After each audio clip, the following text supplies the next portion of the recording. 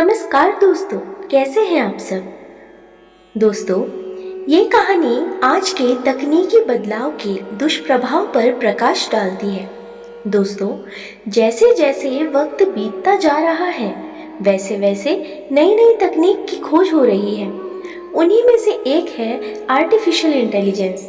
जिस तरह किसी भी नई खोज के फायदे होते हैं, उसी तरह उसके कई नुकसान भी होते हैं। जहाँ तकनीकी विकास इतना ज़्यादा हो चुका है, तो हमारे भविष्य में कैसी होगी दुनिया, चलिए इस पर थोड़ा प्रकाश डालते हैं।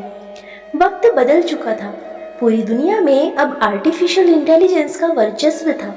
रोजगार सिर्फ रोबोट को मिल रहा था।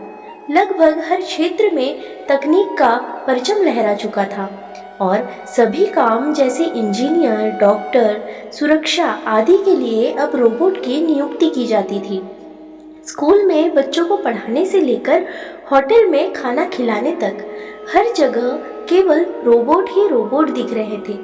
दुनिया देखने में खूबसूरत और व्यवस्थित लग रही थी, लेकिन यह तो तूफान आने से पहले का सन्नाटा था। हर क्षेत्र में रोबोट होने से काम की गति बहुत तेज हो चुकी थी, लेकिन भावनात्मक कार्यशैली का पतन हो चुका था। अब बात केवल कानून पर होती थी। लोगों को धीरे धीरे एहसास होने लगा कि इंसान के जीवन में भावनाओं का क्या महत्व है, क्योंकि ये रोबोट सिर्फ अपने काम को बड़ी ईमानदारी से करते थे, लेकिन उन्हें इंसानी भावनाओं का कोई ख्याल नहीं होता था।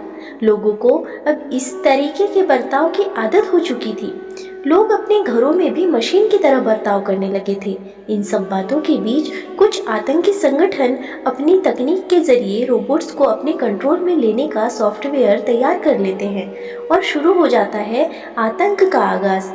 देखते ही देखते शहरों की व्यवस्थाएं बिगड़ने लगती है और बेरोजगारी जिसमें सबसे बड़ी समस्या है, क्योंकि हर क्षेत्र में सिर्फ और सिर्फ रोबोट ही काम करने लगे हैं, जिससे अपना जीवन यापन करने के लिए लोग किसी भी हद तक जा रहे हैं। किसी में भी कोई भावनाएं नहीं बची है। पुलिस में ड्यूटी कर रहा रोबोट अचानक अपनी बंदूक निकालकर भीड़ के ऊपर गोलियां बरसाना शुरू कर देता है। ऐसे ही कई क्षेत्रों के रोबोट्स अपने कंट्रोल से बाहर हो चुके हैं। दिन प्रतिदिन ऐसी घटनाएं आम होने लगी। कभी रोबोट रेल पलटा देता, तो कहीं कोई रोबोट डॉक्टर इलाज के दौरान मरीज की जान ले लेता। आए दिन ऐसी घटनाओं से प्रशासन की चिंता बढ़ती जा रही थी। उन्हें समझ में नहीं आता कि अब इतने सारे क्षेत्रों के रोबोट को दोबारा कैसे परिवर्तित किया जाए, क्योंकि इंसानों को किसी सॉफ्टवेयर के जरिए कंट्रोल नहीं किया जा सकता था। इसीलिए प्रशासन के अधिकारी सोचने लगे कि क्यों ना जिम्मेदारियों से भरे कार्य को करने के लिए रोबोट नहीं बल्कि इंसानों का ही इस्तेमाल किया जाए, ताकि वह अपनी सूझबूझ से निर्णय ले सके। लेकिन यह काम अब जटिल हो चुका था, क्योंकि हर क्षेत्र में रोबोट्स ही काम कर रहे थे। धीरे धीरे कई रोबोट अपना कंट्रोल खो चुके थे। उन्हें मजबूरन लेजर के जरिए खत्म करना पड़ रहा था। यहाँ तक कि शहरों में चलने वाली गाड़ियाँ भी अब बिना ड्राइवर के चलती थी। इस वजह से उन्हें भी हैक करना आसान हो चुका था। अब आतंक करने के लिए बम की जरूरत नहीं, केवल सॉफ्टवेयर की जरूरत होती थी। कई शहरों में तबाही का मंजर देखा जा रहा था। रोबोटिक्स इंजीनियर किसी भी तरीके की तकनीकी खराबी का पता नहीं लगा पा रहे थे। उन्हें भी एहसास होने लगा कि यदि यह जल्द नहीं रोका गया तो सारी दुनिया तबाह हो जाएगी। वैज्ञानिकों ने कई दिनों की मेहनत के बाद एक ऐसा सॉफ्टवेयर तैयार किया जिसके जरिए सभी रोबोट्स को केवल एक सर्वर से ही कंट्रोल किया जा सकता था। यदि कोई उसे हैक करने का प्रयास करता तो वह रोबोट निष्क्रिय हो जाते और कार्य करना बंद कर देते।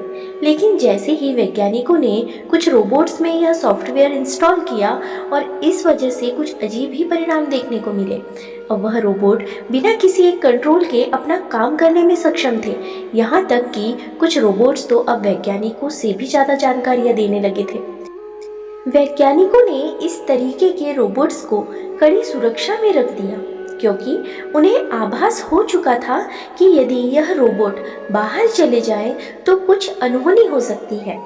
वैज्ञानिकों की चर्चा चल ही रही होती है, तभी एक रोबोट आतंकी संगठन की लोकेशन बता देता है और साथ ही वह सभी संक्रमित रोबोटों की जानकारी भी वैज्ञानिकों को दे देता है। सूचना मिलते ही एडवांस फोर्स सक्रिय हो जाती है और पलक झपकते ही आतंकी संगठन के पूरे ठिकाने को राख के ढेर में बदल देती है।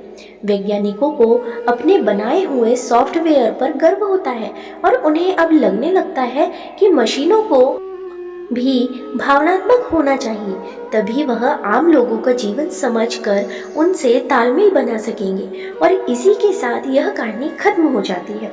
दोस्तों, इस पर आपकी क्या राय है, कमेंट बॉक्स में जरूर बताएं। कुछ लोग वीडियो को इग्नोर कर देते हैं और अपने जीवन से जुड़ी बेहतरीन जानकारियां छोड़ देते हैं।